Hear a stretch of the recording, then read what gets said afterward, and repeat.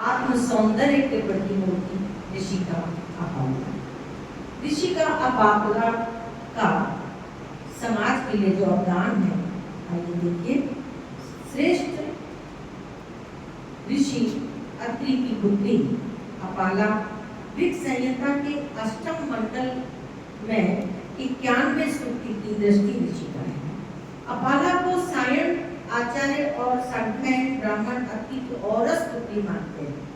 ब्रह्मांड पुराण के बोधघाट में अत्रि के वंश वर्णन के संबंध में आता है। अत्रेण वशम प्रवक्ष्यामि तृतीयस्य प्रजापते तस्य पत्युस्तु सुंदर्या दशे वासन भद्रासुरस्य घृताच्या वे दशा सरसी शून्वा भद्रा शूद्रा च भद्रा च शल्वा भद्रा तथा बला फला च सप्तेता याचा बहुचपला स्मृता तथा ताम रसा च रत्नकूटा चतातिश। इस तरह से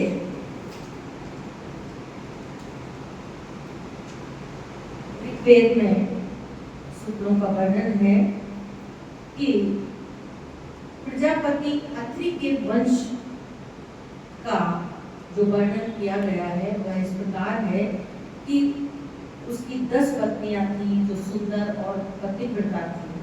भद्राश्व राजा के घृताची अप्सरा से 10 पुत्र और भद्रा शूद्रा मद्रा सल्वा मंदा बला हला गोचपला ताम्रसा और रत्नकूटा ये 10 कन्याएं थी। उसमें प्रभाकर नाम का पुत्र था जो वंश चालक था। भद्रा में सोम नामक यशस्वी पुत्र हुआ। उन पत्नियों ने अपने सदृश पुत्रों को उत्पन्न किया जो वेद पारंगत अत्रि वंशी ऋषि कहे गए। उनमें 2 पुत्र बहुत यशस्वी ब्राह्मण एवं तेजस्वी थे। उनमें बड़ा पुत्र दत्त था और छोटा दुर्वासा। उनकी अबला नाम की बड़ी पुत्री थी जो ब्रह्मवादिनी थी। दत्तात्रेय को पुराणों के जानकार विष्णु का शरीर कहते हैं। इनके 4 गोत्रवर्षी उत्पन्न हुए जो शयावाश, मुद्गल, बागभूकत और गविष्ठ नाम से प्रसिद्ध है। इस वंश वर्णन में जो अबला शब्द आया है उसे विद्यावाचस्पति मधुसूदन ओझा जी प्रमाद जन्म भूल मानते हैं। उनके अनुसार यह शब्द अपाला है, अबला नहीं, क्योंकि इसमें आगे आता है कि वह ब्रह्मवादी थी। अत्रि कुल में 2 ही ब्रह्मवादियों के मंत्र वेद में हैं। वे हैं विश्ववारा, अत्रि और अपाला। अपाला ऋषिका का आख्यान सौनक ऋषि ने बृहद वेद का ग्रंथ में, सांख्यायन ब्राह्मण में और सर्वानुक्रमणी की टीका में वर्णन किया है। यहाँ एक कथा है कि एक समय अत्रि की पुत्री अपाला जो चर्म रोग से ग्रस्त थी, पिता के निर्जन आश्रम में उसे देखकर इंद्र उस पर आकृष्ट हुए। वह तपस्या के द्वारा इंद्र की इच्छाओं को जान गई। जल कुंभ लेकर वह पानी लाने गई। जल के किनारे सोम को देखकर उसने मन में एक ऋचा द्वारा स्तुति की। उसने सोम को अपने मुख में दबाया और दबाकर असो ये ऐसी ऋचा से इंद्र का आवाहन किया। इंद्र ने उसके ग्रह पर अपूप और सत्तू खाने के बाद उसके मुख से सोम का पान किया और उसने एक ऋचा से इंद्र की स्तुति की, किंतु 3 ऋचाओं द्वारा उन्हें संबोधित करते हुए इस प्रकार कहा, हे शब्द, मुझे सुलोक और दोष रहित अंगों तथा श्रेष्ठ त्वचा वाला बनाओ। उसके इस वचन को सुनकर इंद्र प्रसन्न हुए। रथ, गाड़ी और जुए के चित्र से उसके प्रक्षिप्त करते हुए इंद्र ने उसे 3 बार खींचा, जिससे वह सुंदर त्वचा वाली हो गई। उसकी प्रथम अपहृत त्वचा शल्यक बन गई, दूसरी गोधा और अंतिम प्रतिलास। यास्क और भागुरी इस सूक्त को एक इतिहास कहते हैं। कन्या सूक्त को और पांतम से आरंभ बाद में आने वाले 2 सूक्तों को इंद्र को संबोधित ही मानते हैं। तो सद्गुरु शिष्य ने इस कथा में कुछ स्पष्टीकरण भी जोड़ दिए हैं। अर्थात अपाला ऋषिका ने अपने मुख से दांतों द्वारा निचोड़ा हुआ सोम अभिषेक कर दिया और इंद्र ने अपाला की प्रबल भक्ति के वशीभूत होकर उसके झूठे मुख से सोम किया।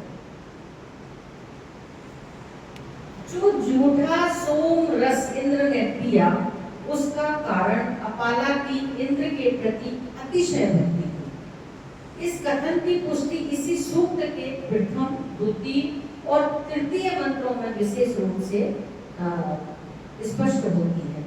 प्रथम मंत्र में दिया है कि वह जल भरने जा रही थी तो रास्ते में सोम मिला।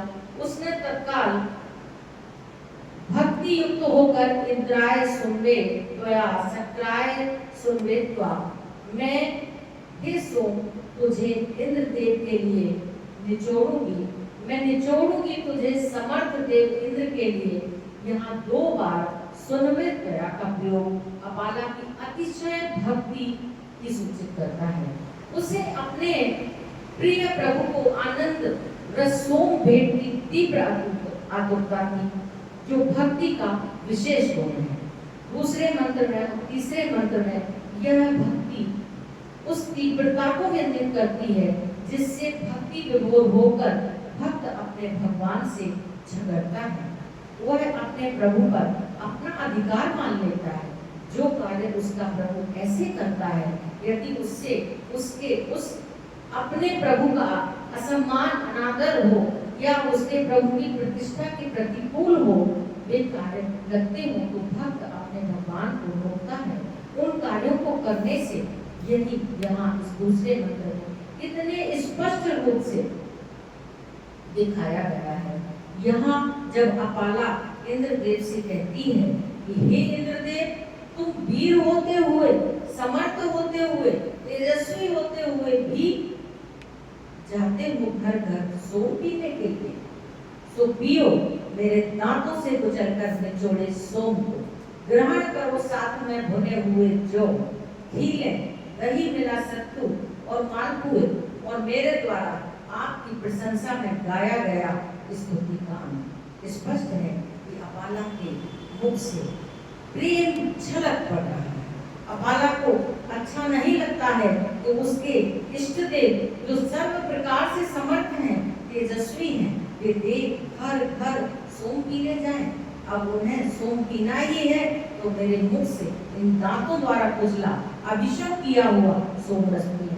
मैं आपको मात्र सोम नहीं पिला रही हूँ, आपके लिए जो भुने चने हैं, जौ है, दही मिश्रित सत्तू, मालपुए, प्रशंसापूर्ण आपके लिए मेरा गायन जो है, हे प्रभु उसे स्वीकार करो। ऐसी प्रबल भक्ति से युक्त स्तुति से इंद्र प्रभावित हो जाते हैं और अपाला इंद्र से फिर कहती है कि हे इंद्र, तुझे समझने की इच्छा तो हम करते हैं, पर अभी तक समझ नहीं पाए हैं, ठीक से पहचान नहीं सके हैं। तुमको जानना, समझना हमारे लिए बहुत कठिन है। तुम्हारे काम ही ऐसे हैं जो सीधे मुझ जैसों की समझ से बाहर हैं। यह कहने के बाद अपाला अपने मुख में स्थित सोम से कहती है, हे सोम, ये इंद्रदेव आए हैं। इन इंद्रदेव के लिए मेरे दांतों से कुचले जाते हुए प्रथम धीरे से और फिर शीघ्रता से टक्को चूम इंद्र उसकी प्रेम विह्वल दशा समझता है और सोमपान करने लगता है। इस तरह से अपाला वैदिक काल में भक्ति का एक उत्तर उदाहरण बन जाती है। रामायण की शबरी के समान अपाला देवेंद्र की भक्त थी। भगवान राम ने जिस प्रकार सबरी के झूठे गेट खाने में परमानंद का अनुभव किया था, उसी प्रकार इंद्र ने भी भक्ति में डूबकर अंतःकरण से अपाला के द्वारा दांतों से कूटी हुई सोमवल्ली के रस को ग्रहण करके अपाला को कृतार्थ किया। तो इस तरह से अत्रि सुता अपाला के इस सूक्त में प्रथम और द्वितीय ऋचा में पंक्ति छंद शेष 5 ऋचाओं में अनुष्टुप छंद का वियोग है। सूक्त का प्रभाव पूर्ण रूप से रूप समृद्धि प्राप्त कर सका है। ना प्रथम ऋचा मन से इंद्र को समर्पित है, दूसरी में तो वह इंद्रदेव से सोमपान का प्रेम आग्रह है ही। दोनों ऋचाएं इंद्र के लिए सर्वाधिक उचित छंद पंक्ति में गाई गई है। शेष 5 ऋचाओं में अनुष्टुप छंद है जो सोम का छंद है। ऋचा तीसरी सोम को ही संबोधित है। अनुष्टुप छंदों की योनि है।